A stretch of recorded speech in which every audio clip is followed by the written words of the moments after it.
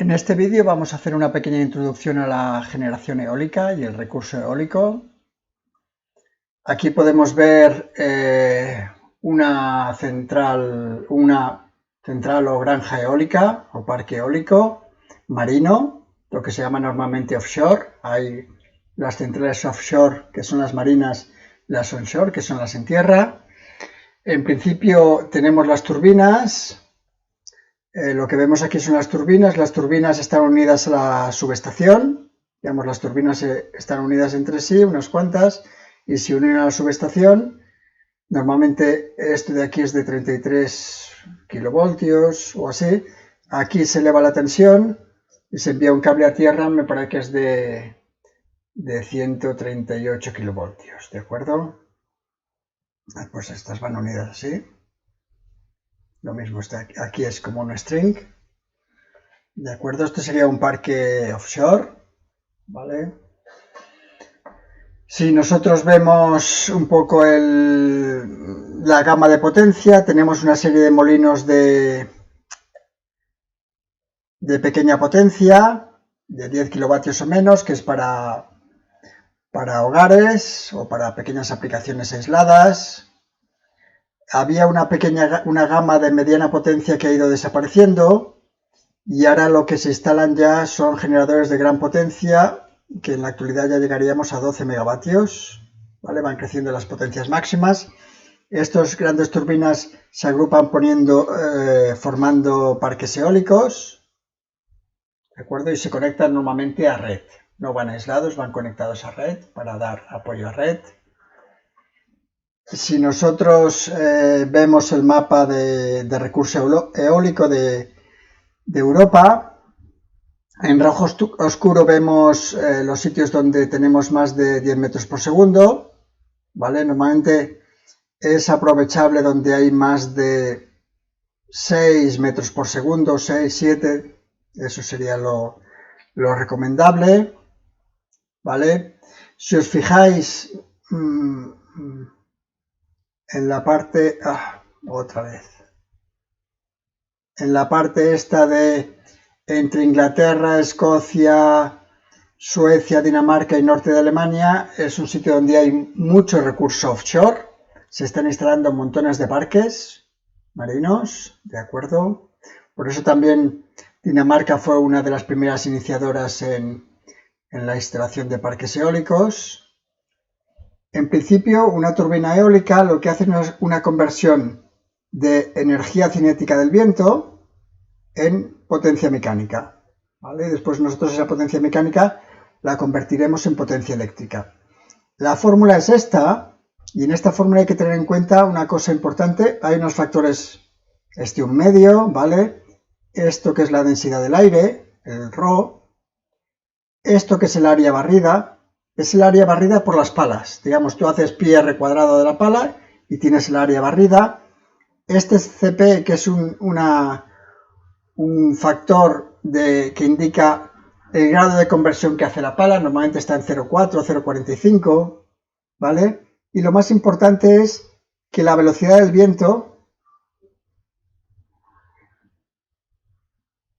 está elevada a 3, ¿de acuerdo? Eso quiere decir que para una turbina determinada, si nosotros tenemos que una turbina determinada es de 8 megavatios, imaginar que yo tengo una turbina que su velocidad de viento es 10 metros por segundo.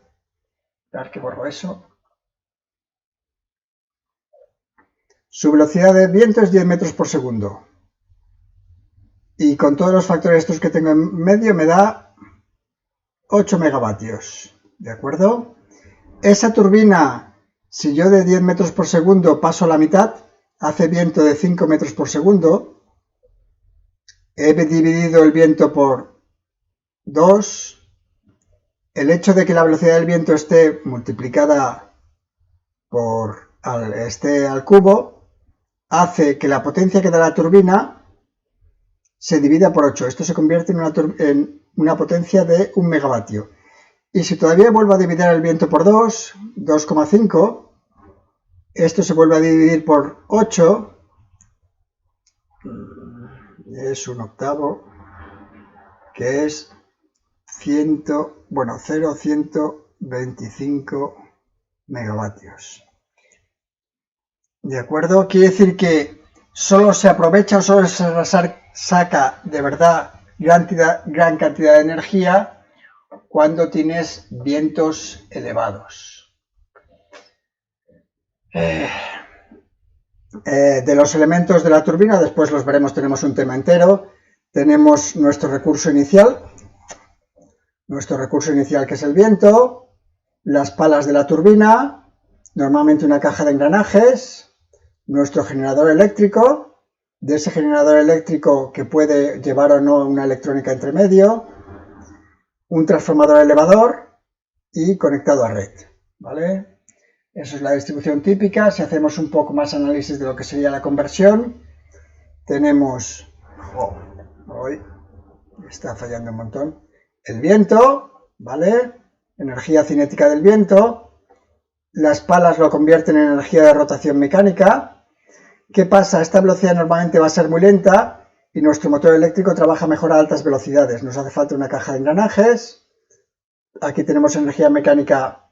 Esto es a baja velocidad. Aquí es a alta velocidad. Nuestro motor la convierte en energía eléctrica.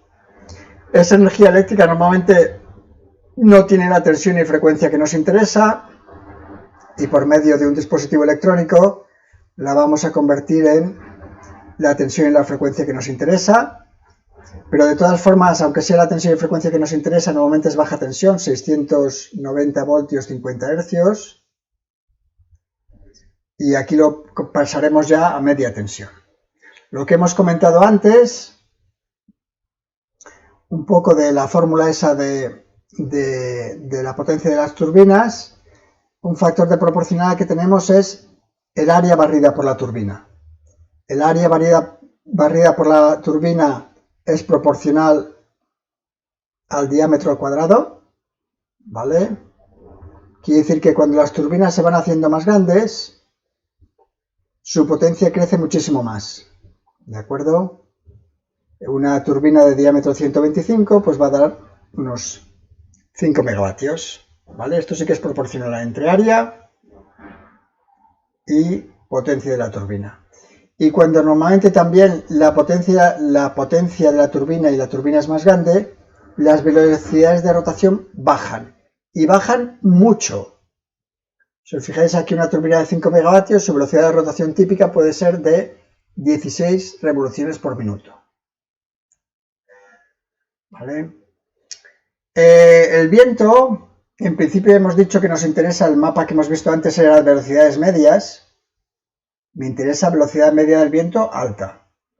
Pero una velocidad media del viento no indica que siempre haga ese viento, sino normalmente el viento sigue una distribución de Wimbull, que es esta distribución de aquí. ¿Vale? Yo aquí tengo un viento que a lo mejor su velocidad media es esta de aquí, ¿vale? Pero lo que me está diciendo es, aunque su velocidad media tengo este valor, tengo velocidad 0, 300 horas, velocidad 1, 500 horas, velocidad 2, 700 horas, ¿vale? Y por el lado alto, velocidad del viento 16 metros por segundo, pues pocas horas, 50, ¿vale? Esto hasta sumar las 8.760 horas del año, ¿vale? ¿Qué pasa si esto es velocidad de viento y la potencia era proporcional con velocidad de viento al cubo? Quiere decir que de los vientos altos puedo sacar mucha más potencia. De los vientos altos puedo sacar mucha más potencia, pero yo lo que quiero ahora es convertir esto en energía. Y ahí esa energía sería potencia por tiempo, o sea, velocidad del viento a la 3 por tiempo. Quiere decir que para sacar energía tengo que tener muchas horas al año, horas al año altas, y a la vez intentar que tenga velocidades de viento altas. Quiere decir, por ejemplo, este viento muy alto sacaré mucha potencia, podría sacar mucha potencia, pero es muy pocas horas y por tanto saco poca energía, sería esta de aquí. En cambio, de este viento de aquí, que son muchas horas y es un viento intenso, saco bastante energía. ¿De acuerdo? En la gráfica de abajo es energía en función de la velocidad del viento, y lo que primero veo es eso. A más velocidad del viento, más energía. Después la energía empieza a bajar a pesar de que sean vientos más rápidos, porque su número de horas al año es más pequeña. Además voy a tener otro problema, que es mi turbina la he diseñado para esta velocidad de viento. En este caso imaginar que es 11 metros por segundo. Quiere decir que a 11 metros por segundo da su potencia nominal. ¿Qué pasa cuando hay 12 metros por segundo? Vamos a ponernos aquí. ¿Qué pasa cuando hay 14 metros por segundo? Del viento podría extraer esta energía. Pero para extraer esta energía, la máquina tendría que dar más de su potencia nominal cuando hace ese viento. Si a 11 metros por segundo ya doy su potencia nominal, a 14 debería dar más potencia. ¿Qué pasa? Reduzco su potencia a la nominal nada más, quiere decir que no aprovecho todo el viento, sino de los 14 metros por segundo solo aprovecho hasta 11. Y la potencia que doy es esta. Quiere decir que cuando hay vientos intensos, ya lo veremos ahora más detalladamente, no se aprovecha toda esa energía del viento. ¿De acuerdo? Al final hay un factor muy importante que conceptualmente hay que tener claro, que es, yo puedo tener una turbina, pongamos, de 10 megavatios, y dirías, 10 megavatios, pues la turbina la hago funcionar 8.760 horas que tiene un año y me da una energía X. ¿Vale? ¿Qué pasa? La turbina normalmente no está funcionando todas las horas del año. Esto sería la energía teórica. En realidad hay una energía real y en las centrales normales o en las turbinas normales este cociente de aquí se llama factor de capacidad, esto de aquí, y ese factor de capacidad, en función de dónde esté instalado el parque de las velocidades del viento, pueden estar entre 0,2, 0,3. ¿De acuerdo? Quiere decir que solamente de media, solamente el 30% del tiempo están dando su potencia nominal. Vamos a ver un poco toda la problemática que vamos a tener, lo vamos a ver más adelante, toda la problemática que vamos a tener de controlar la turbina. Yo tengo aquí que esto es potencia de la turbina, esta P, esto es velocidad de rotación, y esto de aquí son velocidades del viento. Imaginar que estos son 10 metros por segundo, esto 8, esto 6 y esto 4. Lo que he dicho, a menos velocidad del viento saco menos potencia. Pero no a todas las velocidades de la turbina saco potencia. Si la turbina, aunque haga viento, está parada, velocidad 0, no saco potencia. Si la turbina intenta ir demasiado rápida, en vez de absorber potencia, hace de ventilador, no saca de potencia. Para sacar su potencia máxima, tiene que girar aquí, en este punto. Y si la velocidad del viento de 10 metros por segundo pasa a 8 metros por segundo, tiene que trabajar en ese punto. ¿De acuerdo? Y si hay otra velocidad de viento, otra velocidad de giro de la turbina. Quiere decir que normalmente la velocidad de la turbina, si yo junto todos estos puntos, me queda esta línea que me indica a qué velocidad debería girar la turbina para cada velocidad de viento y para cada potencia de salida.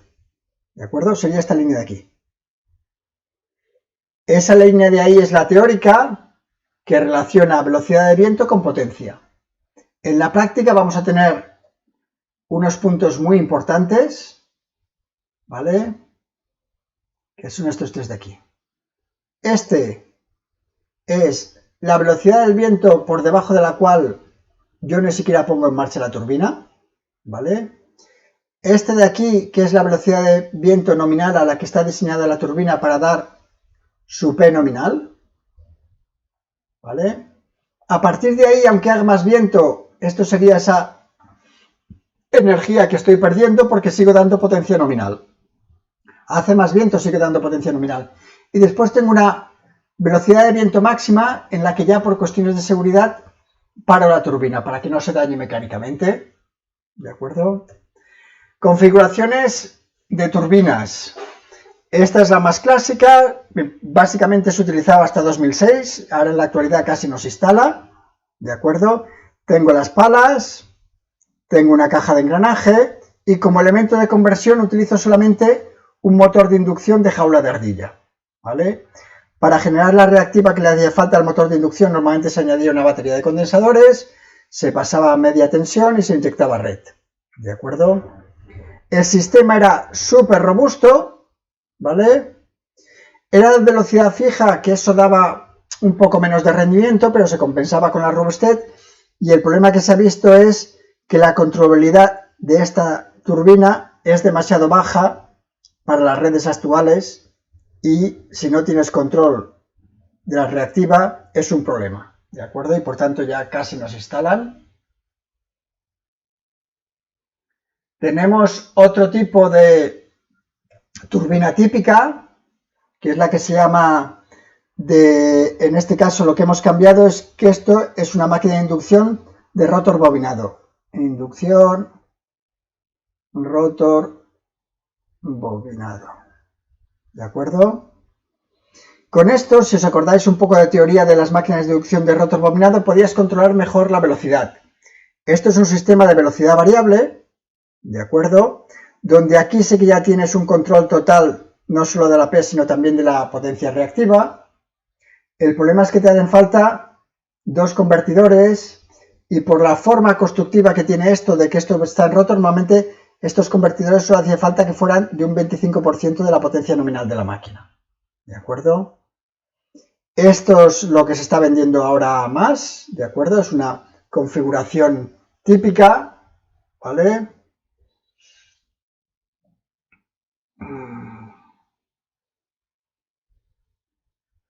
La otra configuración que también está entrando bastante en el mercado es resulta que los convertidores están bajando de precio.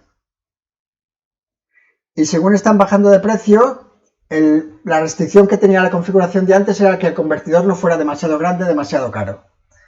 Pues si el convertidor baja de precio, una opción que se tiene también es, tengo aquí la máquina de conversión, que puede ser, en este caso ahora ya puede ser de inducción, de síncrona de rotor bobinado, síncrona de imanes, muchas configuraciones.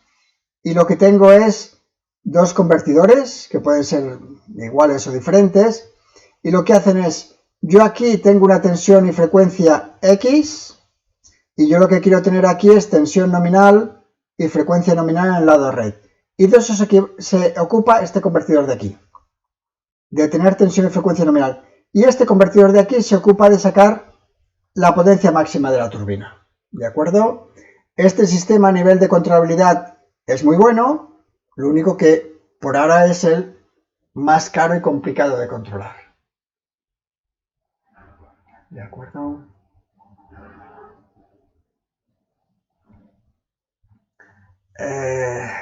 Tenía o hay una configuración de añadirle aquí resistencias para frenar el sistema. Esto se utiliza en ocasiones. Simplemente es si en un momento no puedo inyectar la potencia red, tengo que frenar el generador para que no se embale.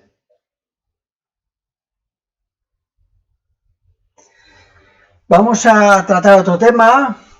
Vale, ya tengo la turbina funcionando, todo lo tengo en marcha, lo tengo conectado a red. Y ahora hay un problema porque en una central clásica, cuando yo le digo a la central clásica, oye, quiero inyectar 1 megavatio, 2 megavatios, la potencia que sea, me lo inyecta. En un parque eólico, el problema que tengo es que yo lo pongo en marcha, hace viento, y ese viento, aquí vemos la producción de un parque eólico o de una turbina eólica en función del tiempo. En este primer dibujo, yo tengo una escala de 10 minutos, ¿vale?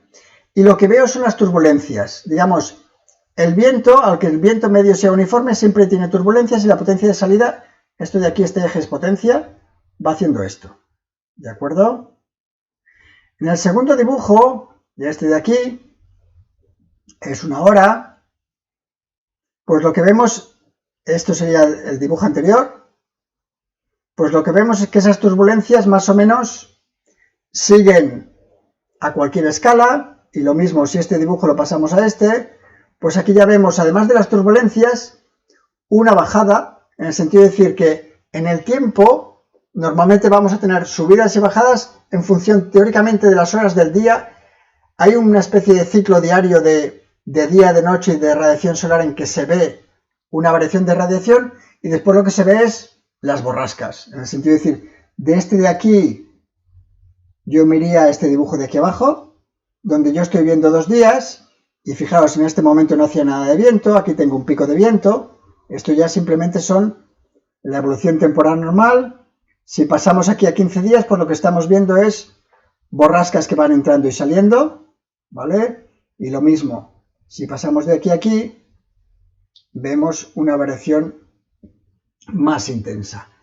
Esta variación hace que si el consumo, imaginar que el consumo tiene que ser esto es el consumo, pues si mi generación eólica hace esto, el resto de centrales tiene que hacer justo lo contrario, tiene que hacer todo el movimiento que no produce este para alimentar una carga que puede ser más o menos constante. Eso es un problema importante, ¿vale? Si nosotros vemos una producción real, ¿vale? Esto es la producción eólica en Suecia en el año 2008, ¿vale? Son un año entero, y lo único que vemos son picos de subida-bajada, picos de subida-bajada, sería como el siguiente escala de esto. De 100 días hemos pasado a 365 días y vemos los picos de todas las borrascas que estaban pasando. Se supone que la producción máxima habría llegado a 800 megavatios y en función del viento sube, baja. Aquí tengo zonas de poco viento, esto será invierno, zonas de mucho viento, invierno también, zonas de mucho viento, ¿vale? Es un problema. ¿Por qué? Porque si yo tengo variaciones de potencia de salida en mi turbina, lo habíamos comentado en la teoría, es ¿qué hace cuando yo tengo mucha potencia entrando y saliendo? Si os acordáis, yo decía, si yo tengo un generador con una central normal y tengo una carga y esa carga varía, normalmente variaciones de potencia, normalmente pensaba en la carga, me daban variaciones de frecuencia, ¿de acuerdo? Y ahora resulta que además de tener variaciones de carga, tengo aquí mi molino que me añade más variaciones de potencia. Pues resulta que cuando la proporción entre la generación clásica y la generación renovable de origen eólico es más grande, esas variaciones de potencia cada vez son proporcionalmente más grandes y tengo variaciones de frecuencia más grandes. En la gráfica de abajo vemos un sistema con poca proporción de parques eólicos, voy teniendo una variación de frecuencia. En la parte de la derecha tengo un sistema con una proporción muy grande de turbinas eólicas, automáticamente la variación de frecuencia es mucho más grande. Los molinos eólicos no controlan la frecuencia de la red, ¿de acuerdo? Y eso es un problema muy importante.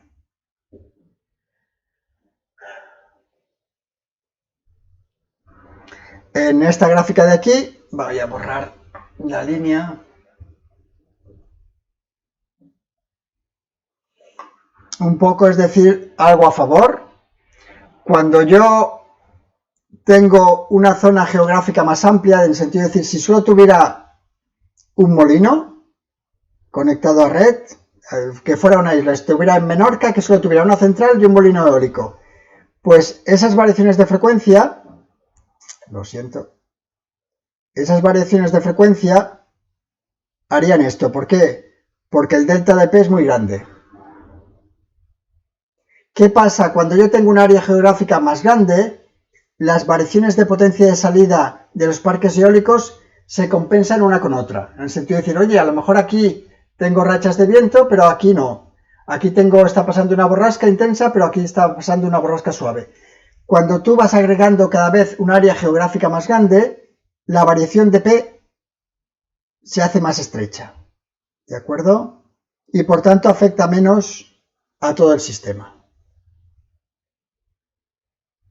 Si eso, lo de la agregación lo llevamos a una gráfica temporal, este eje de aquí es tiempo, este de G aquí es potencia,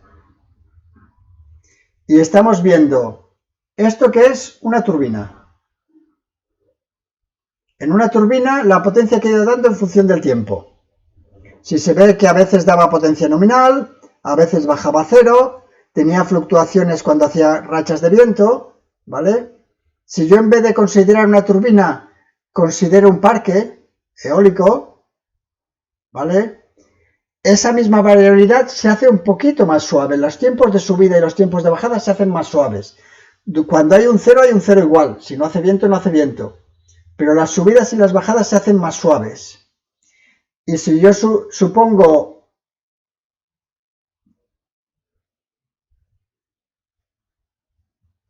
sumo todos los parques de Alemania,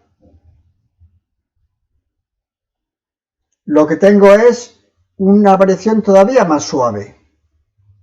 Nunca llego al máximo, fijaos que casi no llego al mínimo, porque se supone que cuando este parque tenía el cero, a lo mejor en otro sitio hacía un poco de viento, que es cuando yo agrego cada vez más parques, la variabilidad es menos importante. Pero igualmente no puedo controlar. Si yo en este momento me hiciera falta más potencia eléctrica, no podría aumentar potencia eléctrica. ¿De acuerdo? Por tanto, una cosa muy importante es la predicción de la producción eólica. Saber si voy a tener una predicción determinada, si me va a subir la potencia, si me va a bajar la potencia. ¿De acuerdo? Para eso están los meteorólogos que calculan el viento, cada vez con modelos numéricos más buenos. Y eso ha evolucionado en el tiempo. Esta gráfica de aquí nos dice, esto es la predicción en el tiempo. Pues la predicción a 1 hora, a 5 horas, a 23, 24 horas, ¿vale? Más horas, 48 horas, que son 2 días. Y en 2005, y esto es el error, ¿vale? En 2005 el error a 2 días era este, en 2006 este, en 2007 este, en 2008 este, quiere decir que cada vez los errores de predicción de si el viento va a subir y bajar son más pequeños. Pues ahora estaríamos en eso, 15-20%. Los errores a muy corto plazo son muy pequeños, pero según te vas alejando en horas o días, el error siempre se hace más grande. Eso lo vemos aquí en un ejemplo, ¿vale? Esto es el error de predicción. En la línea oscura es la predicción, la línea gris claro es la producción real, pero es a 1 hora, la predicción a 1 hora. Cuando es predicción a 1 hora, el error es pequeño, y en cambio, si nosotros vemos la predicción a más horas, pues eso, aquí tenemos lo mismo. Esto es el momento actual, y estos son, ¿dónde está?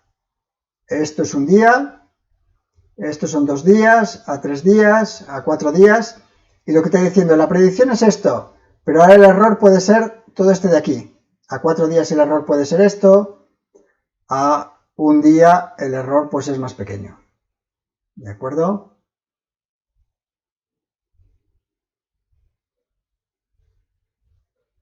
Lo dejamos aquí.